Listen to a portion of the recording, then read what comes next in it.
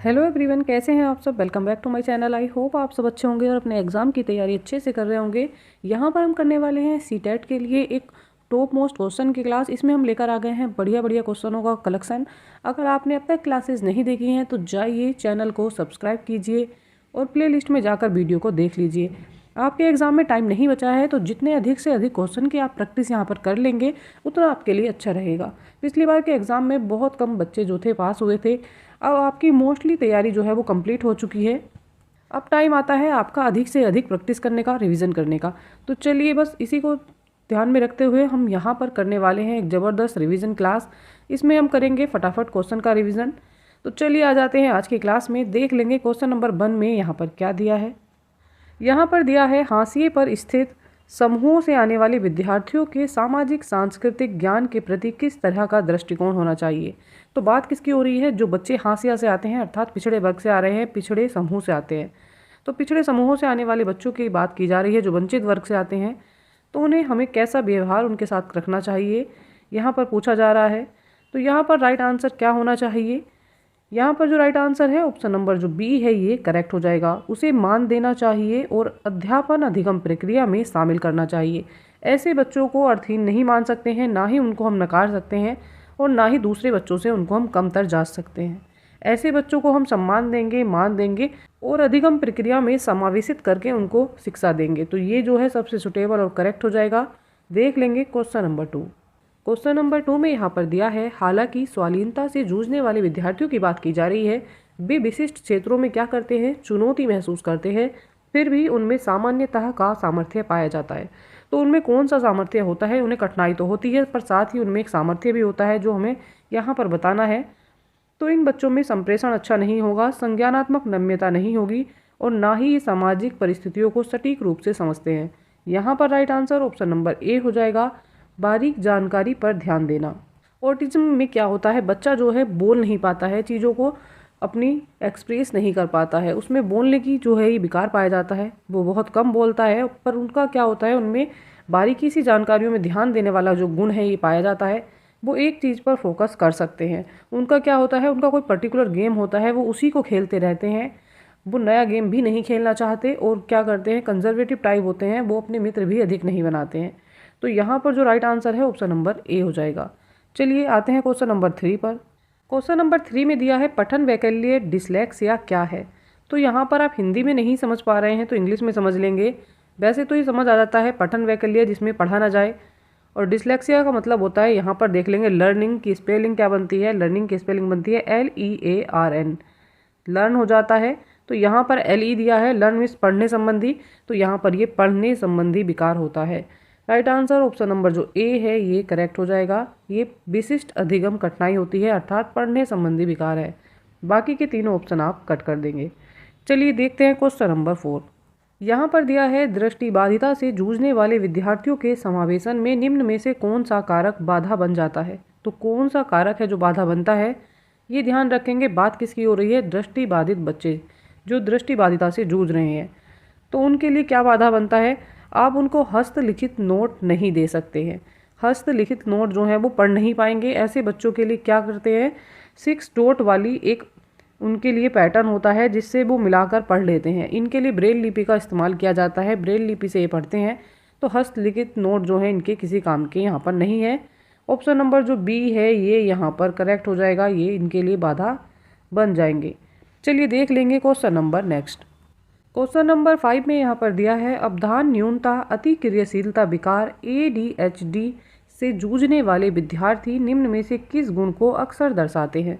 बात किसकी हो रही है? Attention deficit hyper activity disorder की बात यहाँ पर की जा रही है। ऐसा विकार जिस बच्चे में होता है तो उनमें किस चीज़ की कमी आती है और किस चीज़ को वो बच्चे अक्सर दर्शाते रहते हैं। तो इन बच्चों में ध्यान की कमी होती है, ये आपको ध्यान में रखना है। और क्या होता है इन बच्चों का, इनमें आवेगशीलता का गुण जो है अक्सर देखने के लिए मिलता है। ये बच्चे आवेगी होते हैं। ये किसी भी जगह पर अधिक देर के लिए नहीं बैठ सकते हैं। कभी ये कोई गेम खेलते हैं, कभी ये अपना दूसरा गेम खेलते हैं। इनके अंदर क्या होता है, आवेगशीलता होती है अर्थात ये चीज़ों को बार बार चेंज करते रहते हैं। ये आदत इनके अंदर देखने के लिए मिलती है। ऑप्शन नंबर जो बी है ये करेक्ट हो जाएगा। अक्सर ये आवेगशीलता का गुण दर्शाते हैं। देख लेंगे क्वेश्चन नंबर 6। क्वेश्चन नंबर 6 में दिया है एक अभिकथन, अर्थपूर्ण अधिगम हेतु विद्यार्थियों को सक्रिय रूप से ज्ञान सृजन करने के बहुतायत अवसर प्रदान करने चाहिए। तो यहाँ पर कह रहे हैं अगर बच्चे की मीनिंगफुल लर्निंग करानी है, अर्थात कैसी जिसका कोई ना कोई अर्थ निकलता हो, मीनिंगफुल हो, तो बच्चे के लिए क्या करना पड़ेगा, हमें मीनिंगफुल अधिगम करवाने की बात यहाँ पर की जा रही है। तो उसको बहुत सारे अवसर देने होंगे, अर्थात उनको ऐसी सिचुएशन देनी होंगी जिसमें वो खुद काम को करें, खुद करके सीखें। तो ऐसे अवसर अगर उनको प्राप्त होंगे, अधिक से अधिक मौके मिलेंगे, तो बच्चों के ज्ञान का सृजन सक्रिय रूप से होगा। ये सही हो जाएगा। यहाँ पर कहा जा रहा है अधिगम ज्ञान के निष्क्रिय अर्जन की प्रक्रिया है। तो यहाँ पर एक वर्ड आया है निष्क्रिय, ये होता है निगेटिव। जब भी इस तरह के टैग वर्ड आ जाते हैं, आपको ध्यान रखना है वो पॉइंट गलत हो जाएगा। ये निगेटिव टैग वर्ड है, तो ये आपको ध्यान रखना है। नेगेटिव टैग वर्ड वाली अगर आपने मेरी क्लास नहीं देखी है तो प्लीज़ जाइए उसको देख लीजिएगा।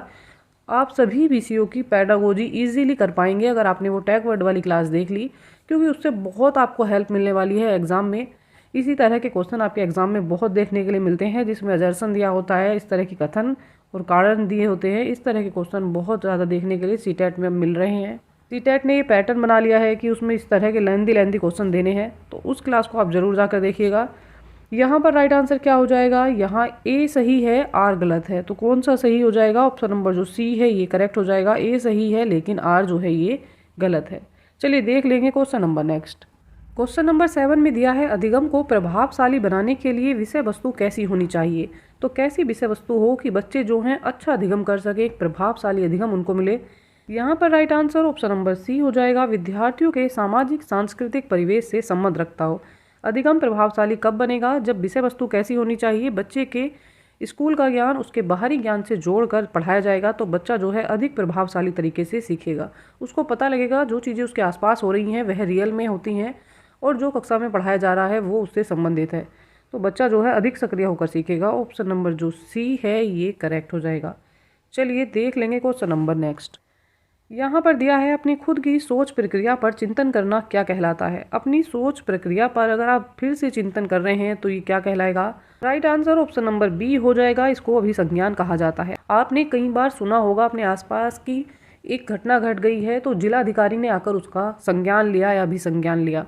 तो कोई भी चीज़ अगर घट जाती है या किसी प्रकार के चिंतन आप कर रहे होते हैं, उस पर दोबारा से आप ध्यान डालते हैं, नज़र डालते हैं या उस पर दोबारा से विचार करते हैं, तो ये कहलाता है अभिसंज्ञान। ऑप्शन नंबर जो बी है ये करेक्ट हो जाएगा। चलिए देख लेंगे क्वेश्चन नंबर 9। क्वेश्चन नंबर 9 में यहाँ पर दिया है अधिगम के सामाजिक संरचनावादी उपागम के अनुसार निम्न में से कौन सा तरीका अर्थपूर्ण अधिगम के लिए प्रभावशाली नहीं है। कई बार फ्लो में क्वेश्चन पढ़ते समय ये भूल जाते हैं कि यहाँ पर नहीं दिया है, तभी बच्चे जो है क्वेश्चन को गलत कर देते हैं। तो यहाँ पर क्या करना है, यहाँ पर आपको नहीं वाले पॉइंट ध्यान रखने हैं। सबसे ज़रूरी बात हो जाती है, अगर आप पैडागोजी सॉल्व कर रहे हैं तो बारीकी के साथ क्वेश्चन को आराम से पढ़ें, ध्यानपूर्वक पढ़ें, तभी आप अगर आंसर नहीं आ रहा होगा कर लेंगे, वो हो जाएगा आपका क्वेश्चन, पर जल्दबाजी में आंसर गलत नहीं करेंगे। यहाँ पर right answer option number D हो जाएगा, निष्क्रिय अनुसरण। ये सबसे कम प्रभावशाली तरीका है, अर्थात ये प्रभावशाली तरीका ही नहीं है, आप ये बोल सकते हैं। निष्क्रिय जब हो जाता है तो ये क्या पॉइंट होता है, ये निगेटिव टैग वर्ड होता है और हमें यहाँ पर निगेटिव ही ढूंढना था, तो ऑप्शन नंबर जो डी है ये करेक्ट हो जाएगा। चलिए देख लेंगे क्वेश्चन नंबर 10। क्वेश्चन नंबर 10 में दिया है विद्यार्थियों में समस्या समाधान कौशलों के विकास के लिए निम्न में से किसको बढ़ावा देना चाहिए। बच्चों में कैसा कौशल विकास करना है, ऐसे कौशल का विकास करना है जो बच्चे समस्या का समाधान कर सकें। मान लीजिए आपने बच्चे को एक समस्या दे दी, बच्चे ने एक से उसके अधिक उत्तर बता दिए हैं, कई सारे उत्तर उसने उस समस्या के लिए खोज लिए हैं। तो अगर एक से अधिक समाधान बच्चा खोज रहा है तो यहाँ पर हो जाता है अपसारी चिंतन। ऐसे कौशल में विकसित करना जिससे बच्चा जो है अच्छे से समस्याओं का समाधान कर सके। इस कौशल को बढ़ाना है तो आपको उसमें अपसारी चिंतन को बढ़ावा देना होगा। ऑप्शन नंबर जो सी है ये करेक्ट हो जाएगा। चलिए देख लेंगे क्वेश्चन नंबर नेक्स्ट।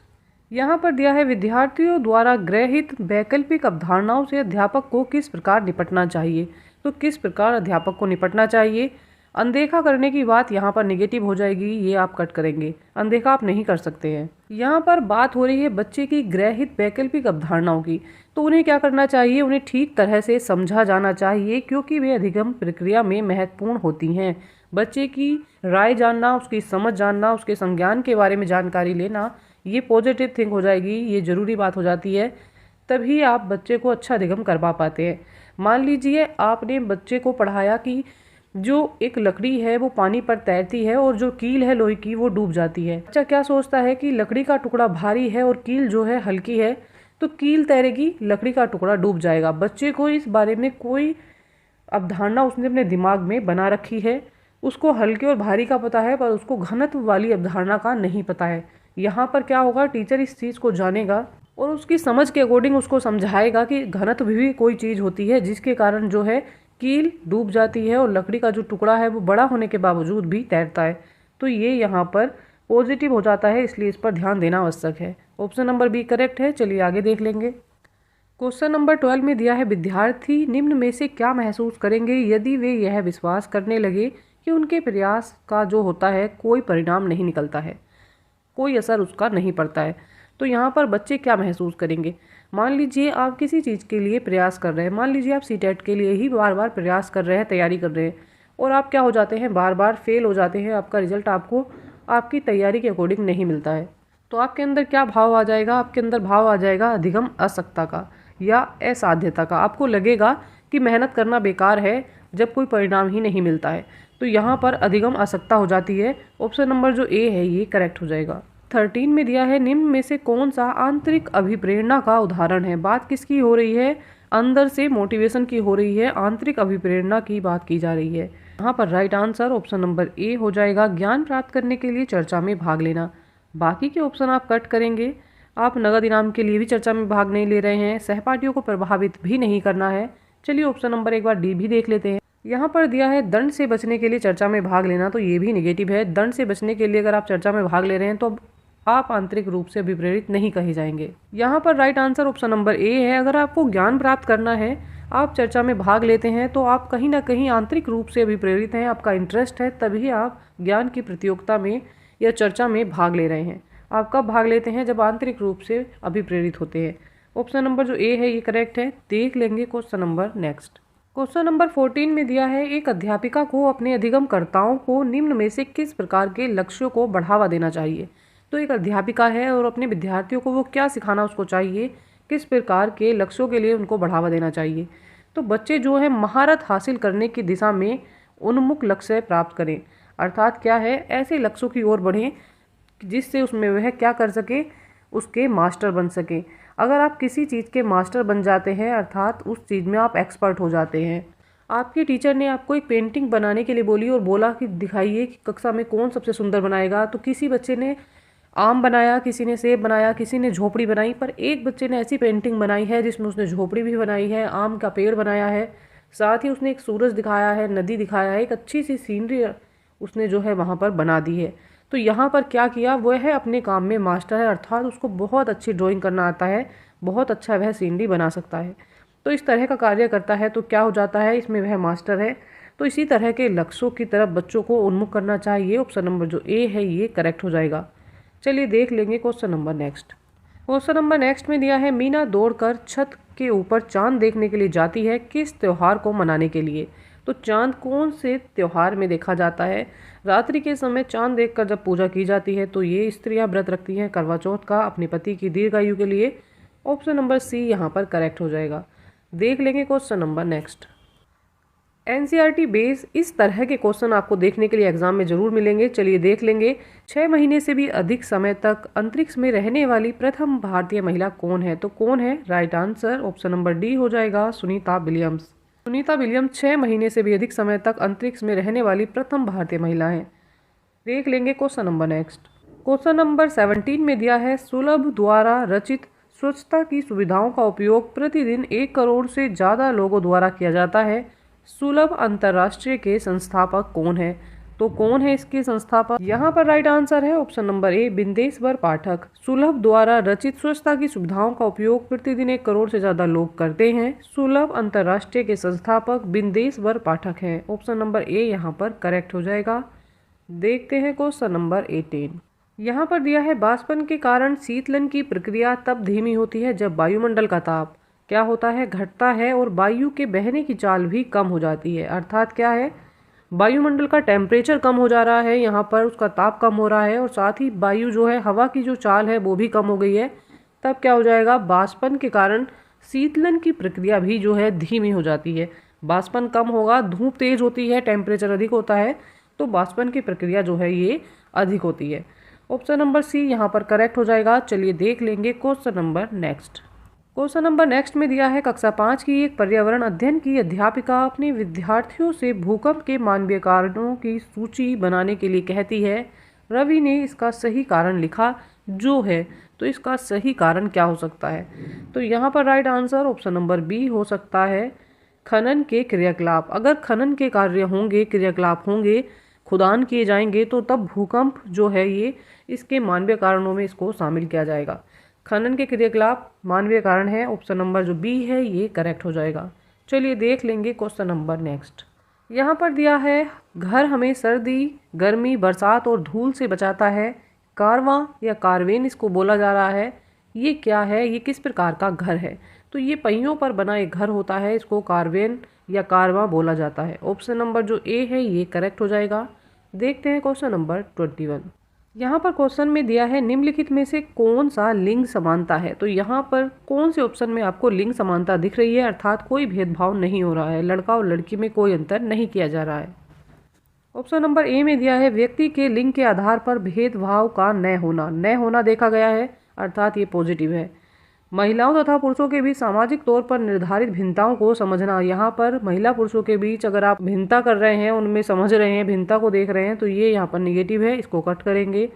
विद्वान लिंग भेदों तथा विषयों को महसूस करने की क्षमता रखना, तो ये भी रोंग हो जाएगा। डी में दिया है किसी भी व्यक्ति के प्राप्य शिक्षा के स्रोत समान होने चाहिए। कोई भी व्यक्ति हो, लड़का हो या लड़की हो, ये नहीं देखना है, उनके लिए बस क्या होना चाहिए, शिक्षा के समान स्रोत हैं। तो ये भी समानता का अभाव यहाँ पर दिख रहा है। ऑप्शन नंबर डी भी यहाँ करेक्ट हो जाएगा। राइट आंसर यहाँ पर ऑप्शन नंबर डी है। पॉइंट ए और डी जो हैं दोनों करेक्ट हैं। चलिए देख लेंगे क्वेश्चन नंबर नेक्स्ट। क्वेश्चन में दिया है भारत की राजधानी की स्थिति के सापेक्ष जो लखनऊ है जो उत्तर प्रदेश की राजधानी है और चंडीगढ़ जो पंजाब की राजधानी है की स्थिति बतानी है। तो इनकी स्थिति बतानी है, चलिए देखते हैं। तो यहाँ पर हमें बताना है क्या, लखनऊ जो उत्तर प्रदेश की राजधानी है और किसके सापेक्ष ये बताने हैं, ये दिल्ली के बताने हैं जो हमारी भारत की राजधानी है। तो यहाँ पर आप मैप में देख लेंगे दिल्ली कहाँ है। यहाँ पर आपको मैप में दिख रहा होगा ये दिल्ली है, इसको मैं बड़ा सा डॉट बनाई दे रही हूँ। और जब भी राजधानी जिसके सापेक्ष देखनी होती है उस पर आप इस तरह से प्लस का साइन लगा लेंगे। ये हमने लगा लिया है। अब देखना है उत्तर प्रदेश की जो राजधानी है लखनऊ वो यहाँ पर है और पंजाब की राजधानी जो बता रहे हैं चंडीगढ़ वो यहाँ पर है, वो कहीं यहाँ पर मैप में होगी। अब इनके सापेक्ष दिशा बतानी है, तो ये नॉर्थ हो जाता है, ये साउथ हो जाता है, ये ईस्ट होता है मैप में और ये यहाँ पर वेस्ट होता है। तो ये वाली जो डायरेक्शन होती है ये क्या कहलाती है, ये कहलाएगी यहाँ पर दक्षिण पूर्व। दक्षिण पूर्व की दिशा ये होती है और ये जो दिशा है जो नॉर्थ और वेस्ट के बीच में है तो ये क्या कहलाती है, ये कहलाती है उत्तर पश्चिम की दिशा। पंजाब की राजधानी चंडीगढ़ है वो क्या है, वो उत्तर पश्चिम दिशा में है। और जो लखनऊ है वो दिल्ली से क्या है, वो दिल्ली से जो है दक्षिण पूर्व की दिशा में है। तो ये दक्षिण पूर्व है और ये जो है उत्तर पूर्व है। राइट आंसर ऑप्शन नंबर यहाँ पर डी हो जाएगा, दक्षिण पूर्व और उत्तर पश्चिम। चलिए देख लेंगे question number next. Question number next में दिया है पृथक्करण प्रक्रिया में बाजरे का कौन सा भाग ओखली में पीसने के लिए प्रयोग किया जाता है। तो एक ओखली होती है, आपने शायद सुना हो या नहीं, प्राचीन टाइम में या पुराने समय में गांव में क्या होता था, ओखली होती थी और जिसमें स्त्रियां या पुरुष जो थे धान कूटते थे, बाजरा कूटते थे। तो उसी की बात यहाँ पर की जा रही है। तो उसमें किसका प्रयोग होता है, यहाँ पर बाजरे के बारे में बात हो रही है। तो बाजरे पर आगे जैसे बालियाँ आती हैं, जैसे गेहूँ की बाली होती है उसी तरह से बाजरे पर भी बाली होती है जिसमें बाजरे के बीज होते हैं, उनको निकालने के लिए ओखली में डालकर पीसा जाता है। तो यहाँ पर राइट आंसर हो जाएगा बाली। चलिए देख लेंगे क्वेश्चन नंबर नेक्स्ट। यहाँ पर क्वेश्चन नंबर नेक्स्ट में दिया है बे जगह जहाँ तापमान अक्सर 0 डिग्री से नीचे नहीं गिरता। तो ये कौन सी जगह है, लद्दाख, जोशीमठ, मनाली, अमरनाथ, केदारनाथ, ये सब ठंडी जगह हैं, यहाँ पर टेम्परेचर 0 से नीचे जाता है। कानपुर और रायपुर ऐसी जगह है जहाँ पर टेम्परेचर 0 डिग्री से नीचे नहीं जाता है। ऑप्शन नंबर ए यहाँ करेक्ट हो जाएगा। देखते हैं question number next. Question number next में दिया है एक रसोइया बिरयानी बना रहा है तथा वह चावल व पानी को अलग अलग करना चाहता है, वह कौन सी विधि का प्रयोग करेगा। तो यहाँ पर right answer option number C हो जाएगा। इसको निथारना बोला जाता है। निथारने की प्रक्रिया के द्वारा वह क्या कर सकता है, चावल को और पानी को अलग अलग कर सकता है। ये साइंस का फैक्ट है और ये ईवीएस में पूछा जाता है। तो तो ये यहाँ पर आप ध्यान रखेंगे। निथारना विधि होती है जिसमें चावल और पानी को अलग किया जा सकता है। चलिए देख लेंगे क्वेश्चन नंबर नेक्स्ट। क्वेश्चन में दिया है निम्नलिखित में से कौन सर्वाहारी है। तो सर्वाहारी बताना है यहाँ पर जो सब चीज़ें खाता है, जो अर्थात मांस भी खाए और शाकाहारी चीज़ें भी खाए। तो यहाँ पर right answer option number A हो जाएगा। कौवा, सुअर और मनुष्य जो है ये सर्वाहारी के अंतर्गत रखा गया है, ये करेक्ट हो जाएगा। मनुष्य जो है सर्वाहार करता है, सुअर भी सर्वाहार करता है और कौवा भी सर्वाहार करता है, अर्थात शाकाहारी चीज़ें भी खा लेता है और मांसाहारी चीज़ें भी खा लेता है। देखते हैं question number next. Question number next में दिया है प्राथमिक स्तर पर पर्यावरण अध्ययन पाठ्यचर्या एक पर्यावरणीय उपागम का अनुगमन करती है। इसका अर्थ है कि पर्यावरण अध्ययन पाठ्यचर्या जो है पर्यावरण के लिए है, पर्यावरण के माध्यम है, पर्यावरण के बारे में है या पर्यावरण से है। यहाँ पर ये तीनों जो पॉइंट हैं ये पॉजिटिव हैं। पर्यावरण के लिए होती है पाठ्यचर्या, पर्यावरण के माध्यम बनती है पाठ्यचर्या और पर्यावरण के बारे में होती है पाठ्यचर्या, पर पर्यावरण से नहीं होती है। ये पॉइंट जो है ये रॉन्ग हो जाएगा। राइट आंसर क्या होगा? राइट आंसर जिसमें पॉइंट ए, बी और सी दिया हो, ऑप्शन नंबर जो सी है ये करेक्ट हो जाएगा। चलिए देख लेंगे क्वेश्चन नंबर नेक्स्ट। यहाँ पर दिया है निम्नलिखित में से कौन से पद पर्यावरण अध्ययन का वर्णन करते हैं। तो कौन से पद यहाँ पर पर्यावरण अध्ययन का वर्णन कर रहे हैं। क्वेश्चन में दिया है निम्नलिखित में से कौन से पद पर्यावरण अध्ययन का वर्णन करते हैं। तो कौन से पद यहाँ पर पर्यावरण अध्ययन का वर्णन कर रहे हैं। पर्यावरण का क्या होना चाहिए? अनावेशन होना चाहिए, ये पॉजिटिव है। सेकंड में दिया है पर्यावरण के साथ अंतःक्रिया, तो ये भी पॉजिटिव है। पर्यावरण के साथ अंतःक्रिया करेंगे तब भी पर्यावरण अध्ययन का वर्णन यहाँ पर होगा। पर्यावरण के बारे में सूचना, तो ये जो है यहाँ पर निगेटिव हो जाएगा। बाकी के 2 पॉइंट पॉजिटिव हैं। चलिए देख लेंगे राइट आंसर क्या है। ऑप्शन नंबर जो बी है ये करेक्ट हो जाएगा। ए और बी वाले जो पॉइंट हैं ये करेक्ट हैं। चलिए आते हैं नेक्स्ट पर। यहाँ पर एक काव्यांश दिया है, चलिए इसको देख लेते हैं। यहाँ क्या दिया है? पथ में कांटे तो होंगे ही। बात हो रही है कि जीवन का जो मार्ग है इसमें पथ का मतलब क्या होता है? जीवन से की जाती है तुलना। तो जीवन में क्या होता है? सुख दुख तो होते ही हैं। तो यहाँ पर बात हो रही है कि जीवन में दुख तो होंगे ही।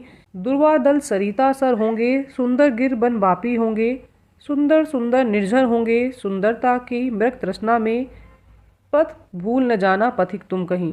बात हो रही है क्या कि जीवन के पथ पर दुख भी होगा, सुख भी होगा। कहीं ऐसा ना हो कि दुख को देखकर आप पथ को छोड़ दो या अधिक सुख मिलने पर आप क्या करो, भूल जाओ कि जीवन में दुख भी आता है। जब जो है कठिन कर्म पगडंडी पर राही का मन उन्मुख होगा, जब सपने सब मिट जाएंगे तब कर्तव्य मार्ग सम्मुख होगा। मतलब क्या हो रहा है कि जब तुम जीवन की पगडंडी पर चलते रहोगे, सुख दुख को त्याग दोगे, तो क्या होगा, कहीं ना कहीं सारे सपने तुमने त्याग दिए हैं, सुख दुख छोड़ दिया है, तुम्हारे अंदर जो है आत्मसंतुष्टि आ चुकी है, तो कर्तव्य मार्ग जो है तुम्हारे सम्मुख होगा। तो कर्तव्य मार्ग तुम्हारे सामने होगा, ये बात यहाँ पर की जा रही है। चलिए देख लेते हैं क्वेश्चंस क्या दिए हैं। क्वेश्चन में दिया है कवि किस पद को न भूलने की बात कह रहा है। तो कवि जो है कर्तव्य पद को नहीं भूलने की बात कह रहा है। वो कह रहा है कि कर्तव्य का जो मार्ग है उस पर सदैव चलना है, चाहे जीवन में सुख आए या दुख आए। ऑप्शन नंबर बी जो है ये करेक्ट है। ऑप्शन नंबर नेक्स्ट में दिया है किस स्थिति में पथिक के द्वारा पथ भूले जाने की आशंका है। व्यक्ति जो है या पथिक जो है कब अपना पथ भूल सकता है? जब या तो उसको बहुत ज़्यादा दुख मिल रहे हो या व्यक्ति जो है अधिक सौंदर्य के प्रति आसक्ति प्राप्त कर रहा हो या उसके प्रति आकर्षित हो रहा हो। तो यहाँ पर right answer option number B हो जाएगा। सौंदर्य के प्रति आसक्ति है तो पथिक जो है अपना पथ भूल जा सकता है। ऑप्शन नंबर बी यहाँ पर करेक्ट हो जाएगा। चलिए आगे देखेंगे। यहाँ पर दिया है तब अपनी प्रथम विफलता में पंक्ति का क्या भाव है। अगर पहली विफलता आ रही है तब क्या होता है? अपनी पहली सफलता, अपनी पहली बार हार के समय, अपनी पहली विजय या कठिन कर्म की पगडंडी पर चलते हुए फल मिलने पर। पहली विफलता का अर्थ होता है अपनी पहली हार के समय। जब पहली बार जीवन में दुख आए तब आदमी किस तरह से उसको टैकल करता है, किस तरह से उसको झेलता है, उसकी बात यहाँ पर की जा रही है। ऑप्शन नंबर बी यहाँ पर करेक्ट हो जाएगा, पहली हार के समय। चलिए देखते हैं क्वेश्चन नंबर नेक्स्ट। यहाँ पर जो ये पद्यांश है या ये काव्यांश है इसमें पथिक संबोधन किसके लिए किया गया है। तो पथिक बोला गया है किसके लिए? राइट आंसर हो जाएगा यहाँ पर मनुष्य के लिए। और यात्रा कैसी है? जीवन की यात्रा है। जीवन से इसकी तुलना की गई है कि जीवन में सुख दुख भी होते हैं और यात्री बोला गया है मनुष्य को, तो मनुष्य की बात यहाँ पर की गई है। ऑप्शन नंबर बी करेक्ट हो जाएगा। देखते हैं क्वेश्चन नंबर 34। यहाँ पर दिया है बापी शब्द का क्या अर्थ है। बापी शब्द का अर्थ है यहाँ पर छोटा सा तालाब या छोटा तालाब जो होता है ये वापी कहलाता है। ऑप्शन नंबर डी यहाँ पर करेक्ट हो जाएगा। देखते हैं क्वेश्चन नंबर नेक्स्ट। यहाँ पर दिया है नोम चॉम्स्की के अनुसार भाषा अर्जन उपकरण LED बच्चों की किस बात में मदद करता है। तो यहाँ पर बच्चों की ये किस बात में मदद करता है। नोम चॉम्स्की ने क्या कहा कि बच्चे जो हैं स्वयं जो है भाषा अर्जन का एक उपकरण है अर्थात LED है। तो ये किस बात में बच्चों की मदद करेगा। वयस्कों द्वारा बोली जाने वाली भाषा को शुरू करने में, व्याकरण के नियम बनाने में, सफलतापूर्वक दूसरी भाषा सीखने में या दूसरे बच्चों के साथ अंतःक्रिया करने में। तो यहाँ पर राइट आंसर क्या हो जाएगा। यहाँ पर right answer option number B हो जाएगा। नोम चॉम्स्की बात करते हैं कि बच्चा एक भाषा अर्जन उपकरण है जो व्याकरण के नियम बनाने में बच्चों की ही मदद करता है। ऑप्शन नंबर बी यहाँ पर करेक्ट हो जाएगा। LED जो है बच्चों के व्याकरण के नियम बनाने में हेल्प करता है। इसी के साथ आज की ये क्लास यहाँ पर कंप्लीट हो जाती है। आई होप क्लास आपके लिए बहुत हेल्पफुल रहने वाली है। इसी तरह की अच्छी ज़बरदस्त क्वेश्चनों की प्रैक्टिस के साथ हमारे साथ बने रहिएगा। चैनल को लाइक शेयर एंड सब्सक्राइब कीजिएगा। बहुत कम समय है, जितना ज़्यादा रिवीजन आप कर लेंगे उतना आपके लिए अच्छा रहेगा। अच्छी तैयारी के लिए चैनल को लाइक शेयर एंड सब्सक्राइब कीजिएगा।